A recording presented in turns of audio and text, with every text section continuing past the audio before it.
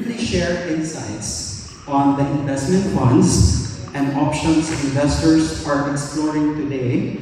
We also have Ms. Pat Alvarillo, First Vice President and Department Head of Retail Accounts from the Trust and Investments Group. Good morning po sa lahat. So katulad nga ni sabi ni Sir Prince, may mga different products po kami para makapagsimula ng investment journey nyo. Meron po kami investment management account. Ito po yung account na pwede kayo maka-access ng mga time deposit. Okay, kung gusto nyo maging fixed income, given yung ganitong situation, meron po kaming produkto wherein makaka-access po ito ng time deposit. At saka bukod sa time deposit, pwede din po ito maka-access ng mga corporate bonds, katulad ng mga BDO ASEAN bonds natin, pwede po i-access yan. At pwede din po yung mga treasury bills, government securities. Pwede po natin gamitin yung investment management account.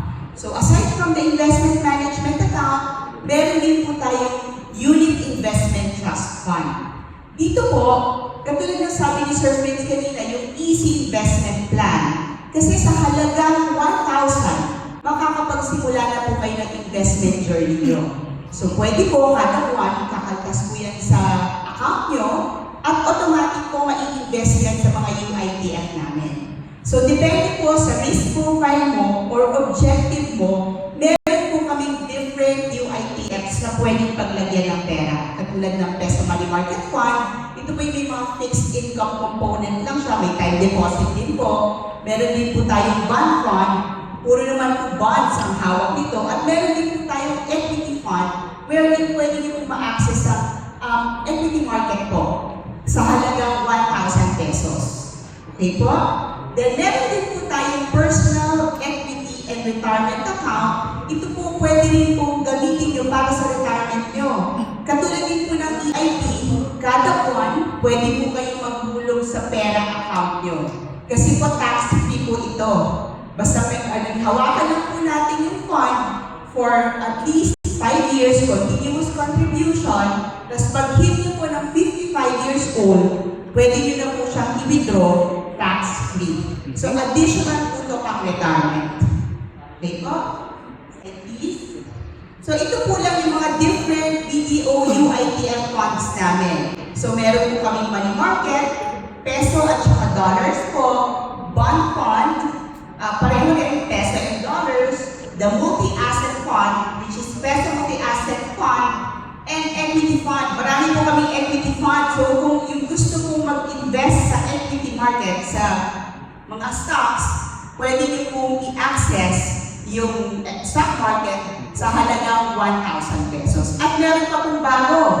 Pwede rin po kayo mag-invest ng dollars. Meron po kami mga global equity feeder funds na sa halagang $200, makakapag-invest na po kayo sa equity market offshore.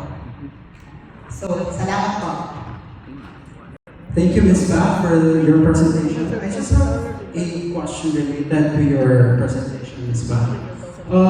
What are investors looking for today when choosing investment funds and planning for long-term financial goals? Thank you for that question. Katulad po nga yung sabi ni market po natin, medyo uncertain. So, mas gusto po ngayon ng mga investors to lock into fixed income. So, most of our clients nag-i-invest sa time deposit at mga yung mga fixed bonds po, fixed rate bonds. May fixed, na po yung fixed rate na mai-enjoy nyo. Every quarter po, makaka-credit ko yun ng coupon sa account nyo. Tapos, yun po. Alright, thank you, Ms. Pat, for answering the question and for that insightful presentation. Now, what's interesting is that many of the behaviors we're seeing today, from cautious spending to greater focus on efficiency and accessibility, are also reshaping how people interact with banks. Customer expectations continue to evolve rapidly, particularly in highly active markets like Cebu. Currently, BDO has 48 BDO Unibank branches in Cebu alone, alongside 80 BDO network bank branches, which is BDO's community banking arm. Here to talk about how physical presence complements the growing use of digital tools inside branches.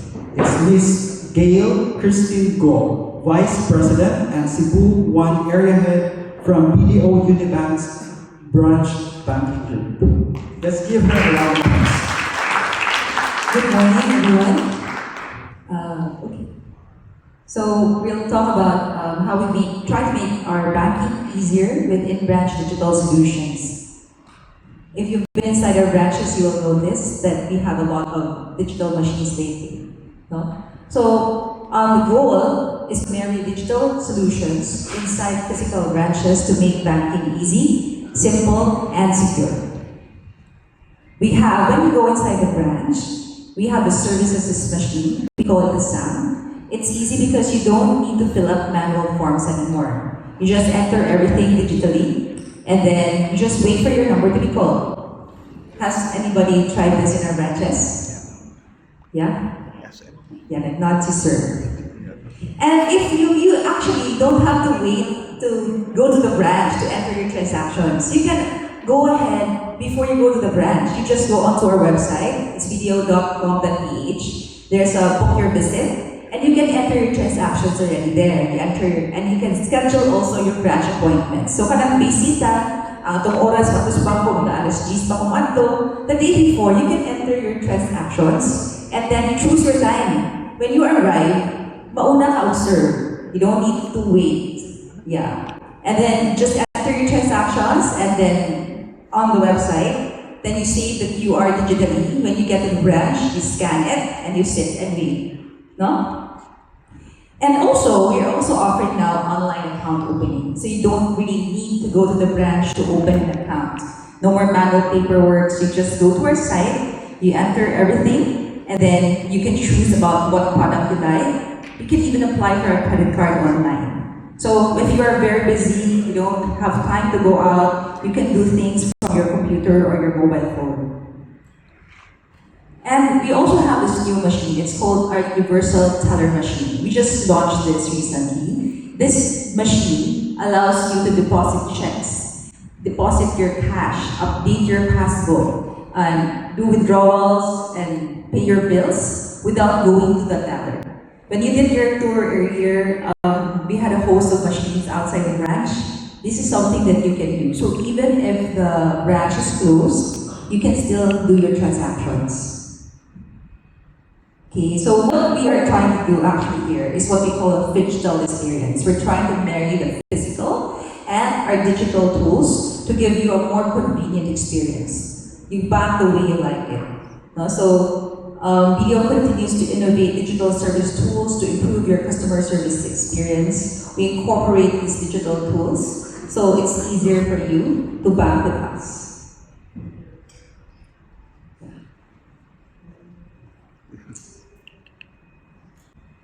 Alright, thank you, Ms. Gail, for sharing your insights. I just have a few questions. Ako personally, I really prefer to transact with my bank using my mobile phone. But you know, at a time when digital banking continues to, expand rapidly, we're seeing it today. Why do you think physical branches still, remain important nowadays, especially in markets like Cebu? Yeah, well, we're opening branches, not just in Cebu, but across the nationwide. Because physical branches remain important, we want to give our clients options. No? Because although a lot of people like you're comfortable using your phone, your cell phone, but there are some transactions where we really want to go to the branch, where we actually want to see an actual human, diba? For example, investments in rates. You don't want to do it on the phone, you want to ask, right? If you have certain concerns, we still want to see the familiar face and transact with them. So we do physical branches and we do our digital solutions to give our clients choice. No? It's about giving you options. You bank the way it's more convenient for you and where you're comfortable. No? Because not everyone has a different sense of security when they're banking, right? And convenience. No? So for certain transactions, we are comfortable doing digitally. For some transactions, we want to go to the branch and see our Suking banker. Diba? When we go to the branch, sometimes on the app, you don't get all the answers to your questions. So when it comes to money, sometimes we like to talk to an actual person who's able to assist.